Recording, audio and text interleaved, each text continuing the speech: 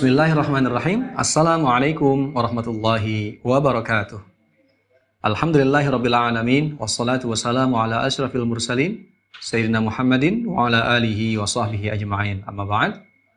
Ikhwani fillah rahimakumullah, dimanapun Anda berada, masih setia bersama saya Ridwan Saleh. Kita akan lanjutkan kajian hadis-hadis Ramadan yang akan kita akses melalui aplikasi Hadis-Hadis Ramadan, memaksimalkan ibadah Ramadan melalui tadabbur hadis-hadis Rasul.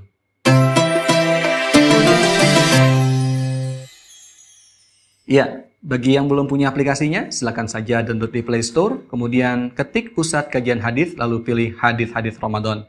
Bagi yang sudah punya, langsung saja kita kaji, kita buka aplikasinya. Dan kalau sudah terbuka, kita akan klik kajian utama. Kemudian kali ini kita akan membahas tentang i'tikaf wanita muslimah, ya. Kita akan cari judulnya. Di sini ada muslimah juga boleh beriktikaf. Kita bacakan dulu hadisnya. Riwayat Imam Bukhari. Bismillahirrahmanirrahim. Qala al-Imam al-Bukhari rahimahullahu taala, haddatsana Abdullah bin Yusuf qala haddatsana Al-Laits an Uqail ibn Shihab an Urwah ibn Az-Zubair an Aisyah radhiyallahu anha zaujin Nabi sallallahu alaihi wasallam anna an-nabiyya sallallahu alaihi wasallam kana ya'takifu al-ashr al-awakhir min Ramadan hatta tawaffahu Allah thumma i'takafa azwajuhu min ba'dih. Imam Bukhari rahimahullah taala berkata, telah menceritakan kepada kami Abdullah bin Yusuf berkata, telah menceritakan kepada kami Al-Laits dari Uqail dari Ibnu Shihab dari Urwah bin Az-Zubair dari Aisyah radhiyallahu anha, istri Nabi sallallahu alaihi wasallam. Nabi sallallahu alaihi wasallam beriktikaf pada 10 hari yang terakhir dari Ramadan hingga wafatnya. Kemudian istri-istri beliau beriktikaf setelah kepergian beliau. Hadis riwayat Imam Bukhari nomor 1886. Sebagaimana kita ketahui bahwa i'tikaf merupakan salah satu ibadah yang sangat dianjurkan oleh Rasulullah SAW, baik di bulan Ramadan maupun di bulan-bulan selainnya.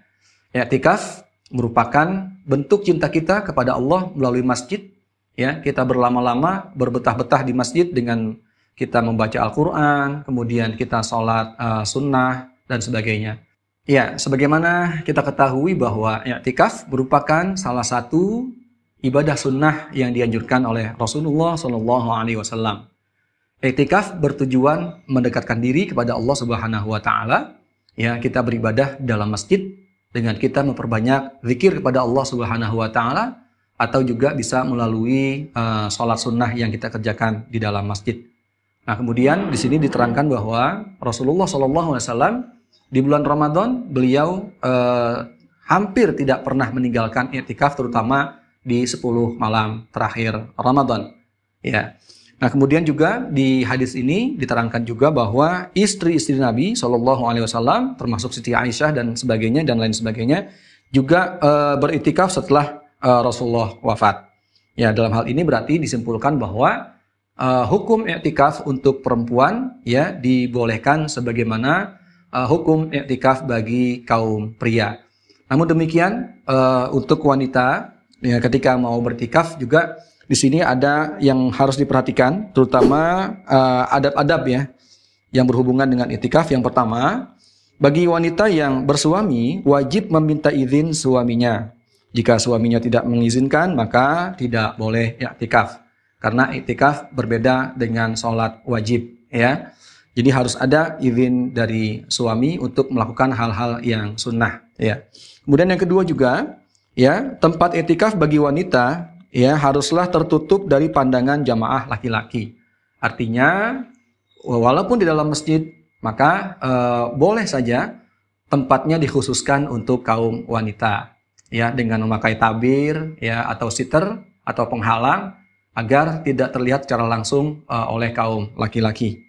Begitu ya. Kemudian yang selanjutnya nomor 3, jika suami meminta istrinya untuk membatalkan i'tikaf, maka istri wajib membatalkannya. Artinya misalnya diizinkan untuk i'tikaf, kemudian ternyata i'tikafnya mungkin agak cukup lama gitu ya. Kemudian suaminya memanggil untuk membatalkan i'tikaf, maka sang istri wajib membatalkan iktikafnya saat itu. Karena menuruti perintah suami lebih wajib ketimbang melaksanakan perkara sunnah. Kemudian yang keempat, hendaklah kaum wanita tidak memakai wangian, ya, tidak memakai wangian agar tidak terjadi fitnah. Karena memang tujuan iktikaf adalah murni ibadah kepada Allah Subhanahu wa taala, jangan sampai mengganggu kekhusyuan jamaah lainnya, terutama jamaah laki-laki.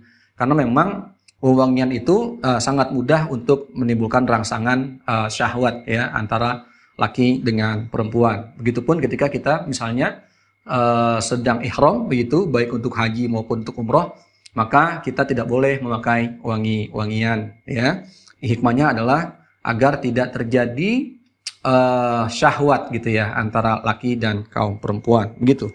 Kemudian yang terakhir, nomor 5, sebetulnya banyak poin-poinnya, kami hanya mencantumkan 5 saja karena mungkin dirasa mewakili. Nomor 5 ini wajib menjaga adab di dalam masjid, ya. Ini berlaku juga untuk kaum laki-laki dan perempuan, berlaku umum. Hindari obrolan yang tidak penting, apalagi sibuk dengan HP, karena kita sedang berada di rumah Allah Subhanahu wa taala.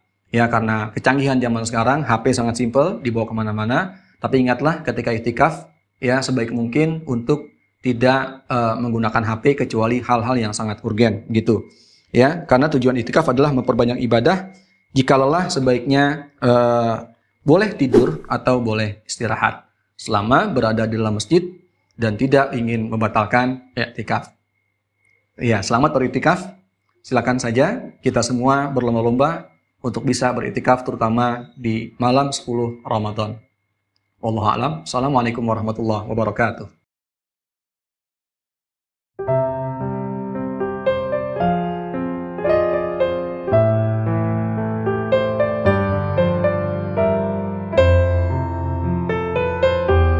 Assalamualaikum warahmatullahi wabarakatuh.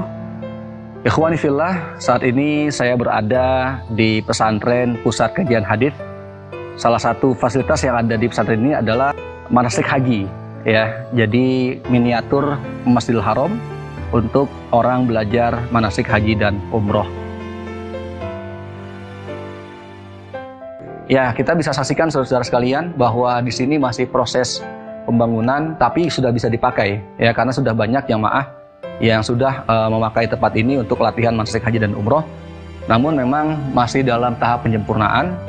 Nah, bagi kita mungkin yang ingin meneruskan perjuangan almarhum Dr. Ahmad Lutfi Fatullah, kami persilakan dengan cara donasi begitu, yang merupakan sedekah jariah untuk kita bersama.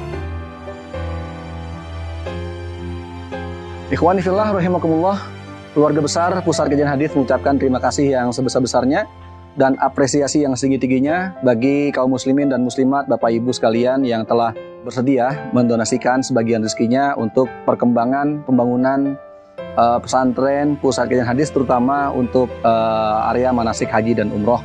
Ya, kita baca Fatihah, semoga Fatihah ini merupakan wasilah, ya, diterimanya amal kita sebagai amal jariah.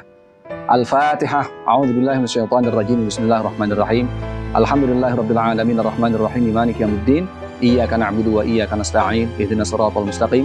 Shiratal ladzina an'amta 'alaihim ghairil maghdubi 'alaihim waladdallin. Amin.